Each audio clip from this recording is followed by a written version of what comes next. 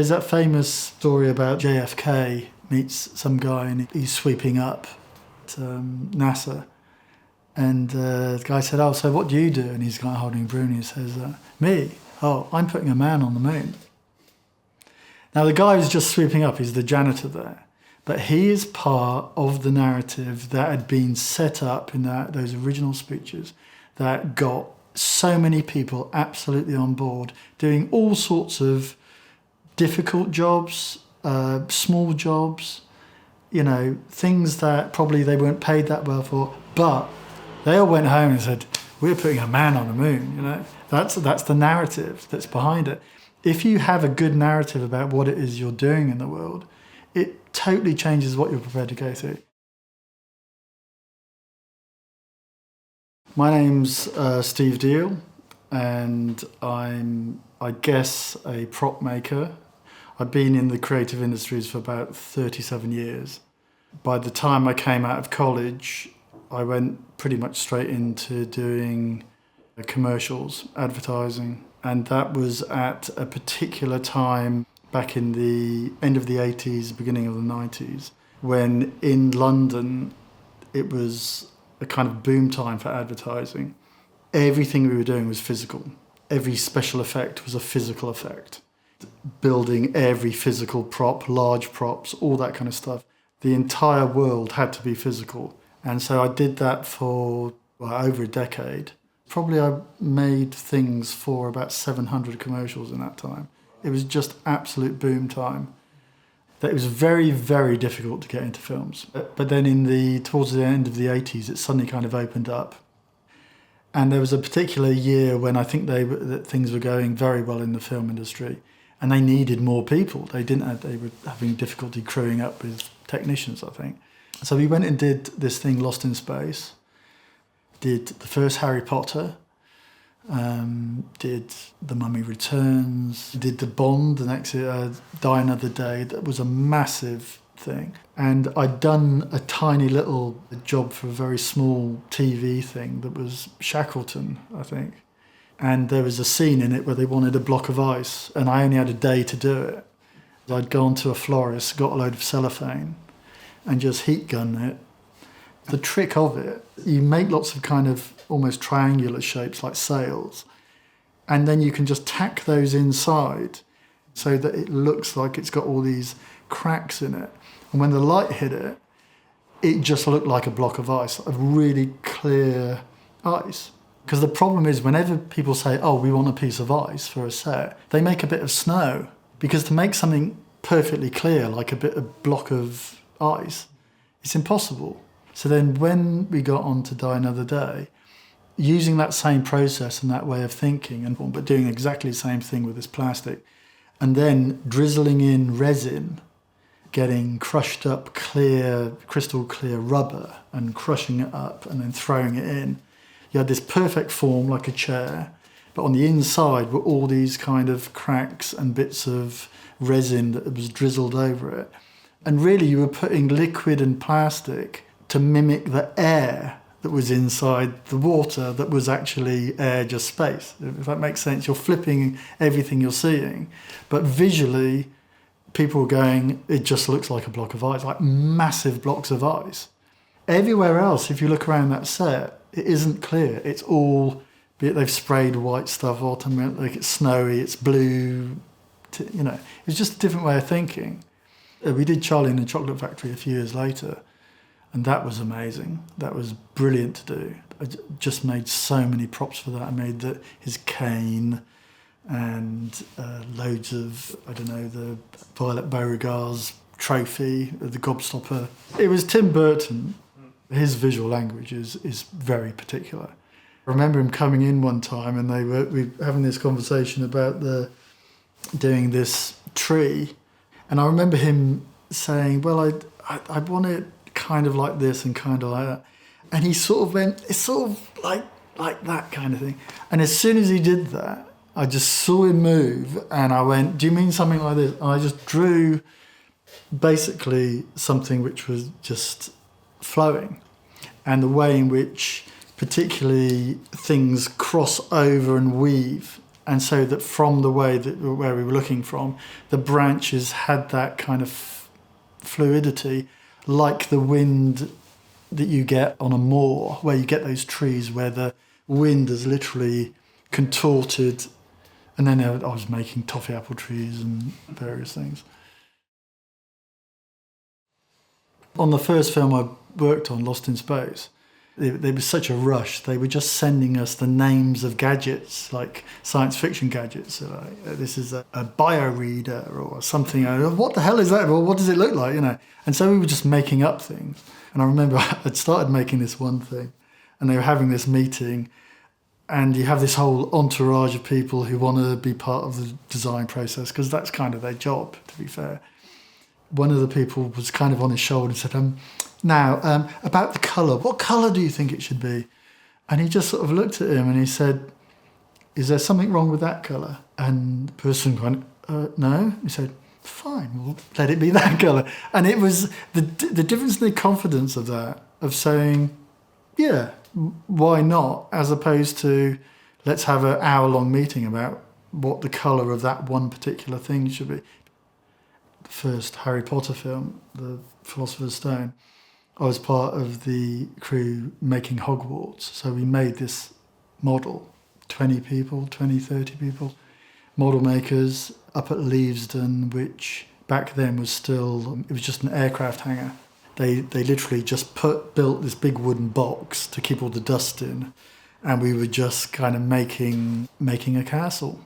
And it was just all MDF and resin. I mean, it was pretty awful conditions in a way. We built the castle, and it's on a rock as well, so it's like scaled up. And by the time it's finished, it was like taller than a house. It was just a massive, massive castle. And the argument at the beginning of this was they got model makers in to do it, because at that point, CGI just wasn't good enough really in terms of lighting to really get the nuanced kind of look of it. The attention to detail, the love of just making small things, you'd be going in and kind of every aspect of it, making, vines growing up it and doing all the, it was beautiful. It was a really nice thing to do. And I think they got kind of carried away a bit with the scale of it. And when they got to the top, there was certain parts of the turrets at the very top of Hogwarts that once they put like a big blue screen sheet over the top so they could film up and do all the shots, they didn't have enough room for it. And I think I heard that they had to take it off and then CGI back on as a little insert, because they literally got to the top of what was the biggest hangar I'd ever seen. It was just so high, this thing. But that was really good. And they ended up using that model for the first 2 or 3 films. They were using that. And they kind of then transitioned that into being CGI. So they were scanning it, using it, half using it, adding other bits on. And that blended in to what are in the later films. And that's why if you look at a lot of the camera moves, they start off being what is basically a motion control cameras moving around an actual physical set. And by the time you get to the end, you're just going through windows, you're flying through, everything just becomes much more fluid in the camera moves, because it's now, this is the reason why they've gone over to this whole CGI world, Most of the set building and most of the props are really there for the actors and the people involved in making the film to believe they're making a film. You could very easily take it to the point where everything is a green screen and you're just getting data of movement and acting facial expressions just because it's cheaper and easier to do. But most of the stuff that we're building really is for, the comfort of the actors to feel like they are in an environment, right down to the costumes. If I had a scene, and the scene is, these are my grandfather's glasses, they've been handed down, they've gone on this great journey, and I finally received them. If I pick up something that's just a bit of green paper and I have to act that is something meaningful, that I can probably do. But it's way better if you make a really nice object that looks old and aged And the person, when they're looking at it, they start looking at the rust around it and the fact that it's got scratches on it where they know something about the story. If you've put all that on the prop and an actor starts looking at that, the whole way they're going to engage with it. Now, if that was a flat bit of green paper, I'm not going to engage with the object in the same way. And it's the same with the set. You hear actors on big budget movies hear this, them say this all the time, is that they walk on and they are just like, the set was just, especially a fantasy set, I was in this magical place, and that visceral kind of reaction that they're getting, they can work off it. The actual surroundings that they're in, they're working off that as believing, and it's easy for them to make believe that they are really in this fantasy world or whatever. Or another time, even if it's like, I don't know, some Second World War film and you're suddenly surrounded with broken buildings and all that. When you actually build a really good set, you haven't had to second guess. You haven't had to imagine every bit of stone and everything. A really good designer will build an amazing set that is actually something that you can engage with really physically, like you're saying about lifting something heavy weight. They might push a stone to the side or something, and that becomes part of the narrative. Even the directing of it and the way in which the story is told, by building it physically, you have something physical that you can then respond to. I think there will always be some place for having the physical in this. I worked on the film Barbie a while ago, and the first script I saw, which maybe I shouldn't have seen it, but I thought, this looks like the script that you would, almost like a proposal. There wasn't enough there to make the movie. But I knew that Greta Gerwig had done lots of her films are more to do with interpersonal films, as far as I know, is that kind of thing. Now she, I think, was thinking, look, I'm going to get this all set up. We build the world, and they were amazing sets, the whole kind of Barbie land, all of that, the props we did and the set building, all of that was absolutely fantastic. And so that you could go onto that set and you would really think, wow, this is amazing. It was an amazing set. What I got from that was she was going there, allowing stuff to happen that she didn't know about. She was going to try things out. All the kind of celebrities different actors who were in it, with masses of people, I think she was giving them space to actually do their thing, And then she put those things together. Then she kind of made something out of that. Is to go and do that and allow yourself to find things. That takes real confidence.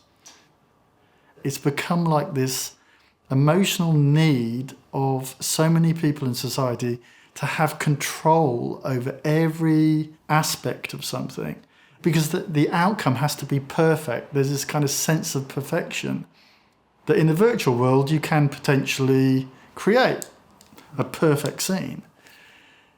But that isn't in the real world. That's not how the real world is. You look at any old movies, there's all sorts of odd little things going on, but that's the charm of it. That's what, oddly, we're recognising as it being real. And when you look at things, more recent things, there's something lost. Don't get me wrong, a lot is gained by using all this virtual stuff. And the whole digital revolution is incredible what it's done. And the possibilities are obviously huge. But we're also losing, alongside that, we're losing this connectedness to the physical world. Because everything is going through this whole block where it comes out of the physical world, goes into the virtual, and then comes back to the physical world when we engage with it. And I think that's what's forgotten as well, is that the emotional response from the human being watching the film, that's the outcome. The changing nature of how it changes the individual who has immersed themselves into that story and watched that film, that's the outcome. And we kind of forget that. we think that these other things are the outcome, and it's not. Everything ultimately, it comes back to our human response.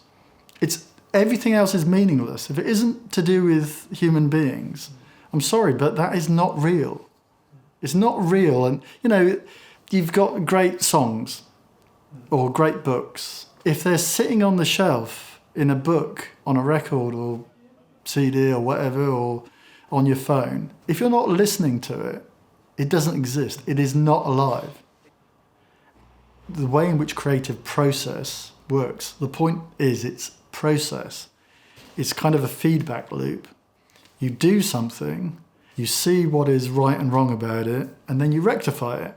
You're trying to get into the feedback loop. This is where you lose yourself, because you're just in that loop of, I'm doing something, I'm responding to it, making a decision about if that's right or wrong, if it's closer or further away from the direction I'm drawn to, and you respond to that, and it's a loop. So it's a process. Pretty fast, there'll be a point where you think, yeah, that looks right, and you come back out of that process. You're no longer in the moment, and you're now kind of judging it in an external kind of way. And you're looking at it, and you're saying, oh, that's wrong, that's awful, or that's brilliant, or whatever. You're kind of judging it from an external. You're no longer in that process. Now, to get back into that creative process, getting back into that journey mode, is you have to let go of the certainty of being out here being the judge. You have to go and do something wrong. If it's a sculpt, you get a lump of clay and you stick a lump of clay on another one, and you're going to put it in the wrong place. The whole point about that first step is it's wrong. To get into process, to get into any kind of back into the creative process, you have to do something wrong. To go on your next journey, you have to take a step. But it's a step not actually in the perfect direction. We don't walk step in front of each other. We step to the right. Oh, I'm falling too much that way. Step to the left. I'm falling too much that way. That's, as bipeds, that's how we move in the right direction. It's like a guided missile. The guided missile is always pointing in the wrong direction the entire journey, but it's being rectified all the time. And that's why it actually hits the point that it's target. And that's how we go through life. We do something and we rectify that brings us back into the direction we're drawn to. And knowing that you're always going in the wrong direction, that's how you arrive at the perfect destination in your life. When you go to school, the first thing that happened when you go there is you're basically being told that we're going to now teach you the right answer to all these questions. And what you're being taught bit by bit is this idea that there is a correct answer to something. That you can have certainty. We all agree this is the answer. No, that's wrong.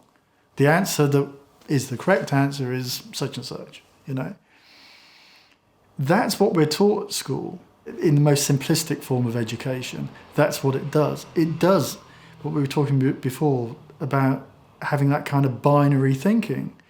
Is it right or is it wrong?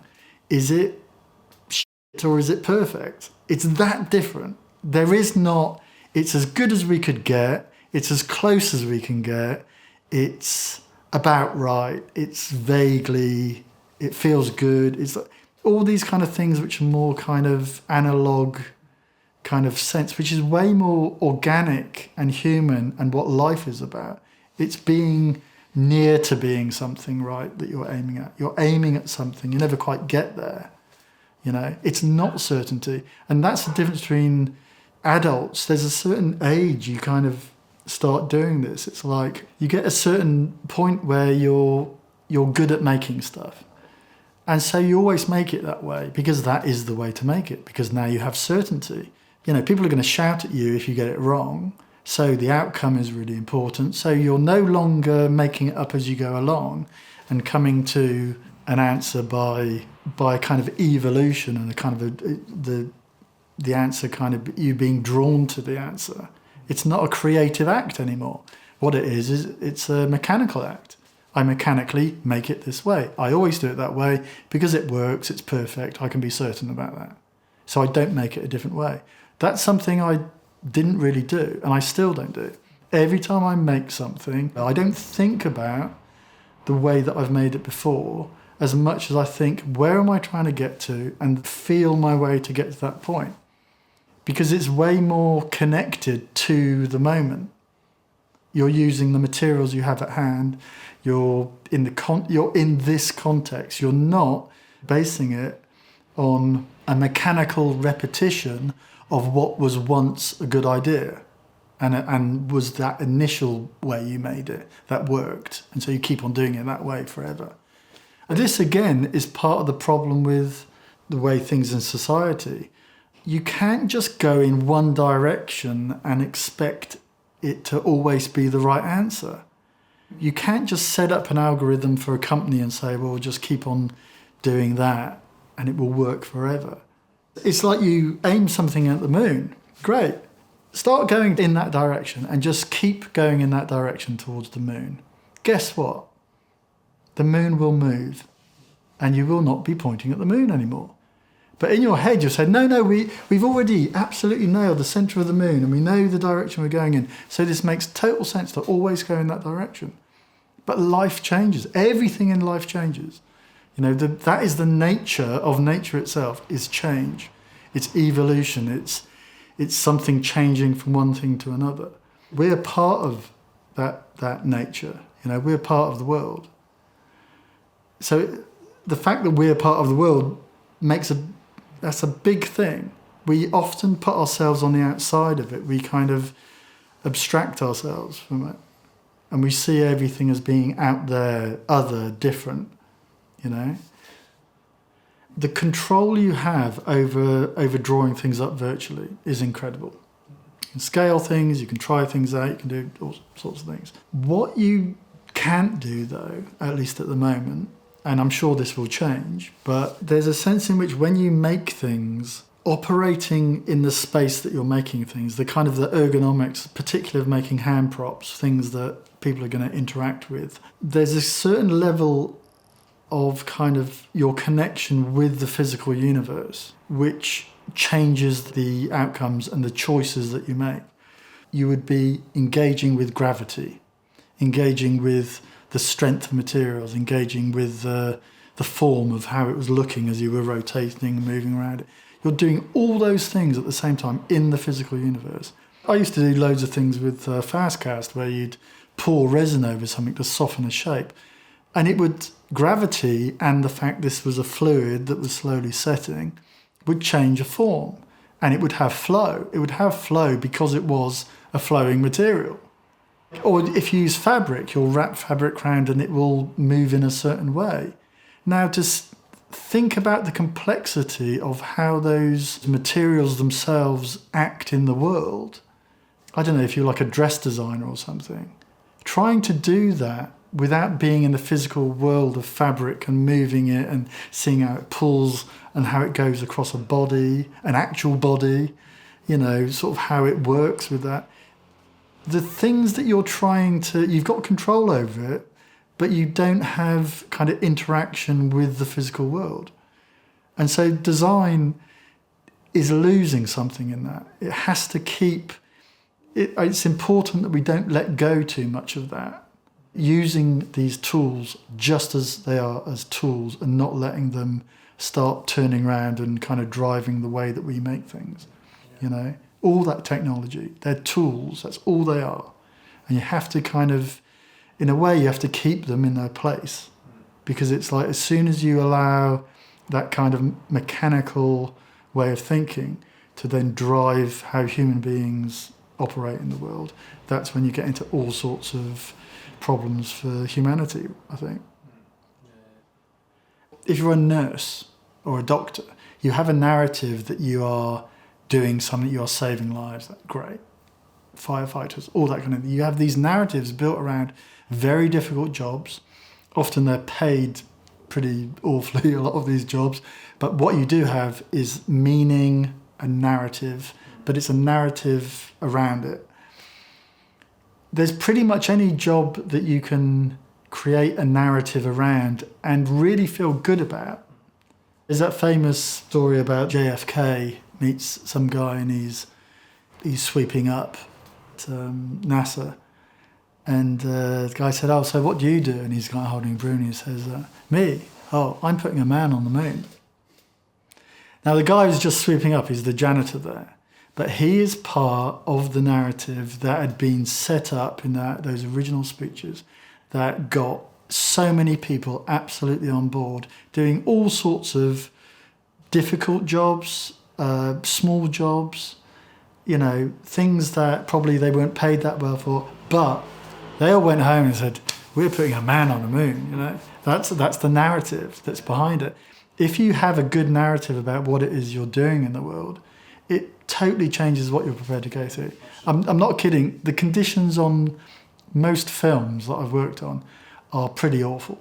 Yeah, it's dusty, it's dirty, it's long hours. If that was anything other than something that had an overarching meaning above it, you would not do it, even for the money. The money's good, but it's not. When you start breaking it down into the hours, you could probably get better jobs, doing something else for that amount of attention and effort. Stress. Yeah, I mean, they're stressful. They are stressful jobs, And that's why it matters that people still believe in the joyful nature of making movies and don't allow it to turn into some just a corporate thing where everyone's just trying to make a load of money, go home early and not really doing their job well. That isn't as good.